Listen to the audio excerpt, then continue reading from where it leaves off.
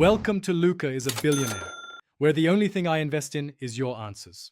You start by installing a 64-bit Sqlite ODG driver because Power BI Desktop runs 64-bit.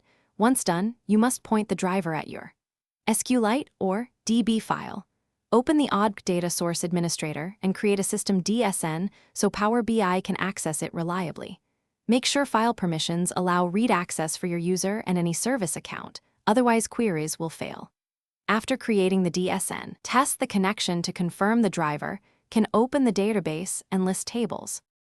In Power BI Desktop, choose Get Data then ODG and pick the system DSN you created. This links Power BI to Sqlite. Once connected, you can either select tables to import or enter native SQL if you need complex joins or custom filtering server-side. Import gives faster visuals and offline refreshes. Direct query reads live from the file, but may be slower. After selecting data, use Navigator to preview. Then load or transform data to open Power Query and shape columns. Apply transforms in Power Query and set correct data types. Then load the clean tables into your model. Once loaded, build visuals. For scheduled refresh in Power BI service, you must install an on-premises data gateway and configure the same system DSN under the gateway account so refresh can access the file.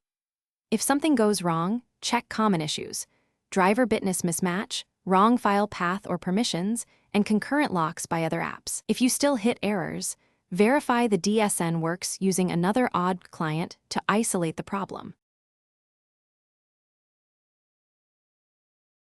Thanks for watching and please subscribe. It's the best investment you'll ever make.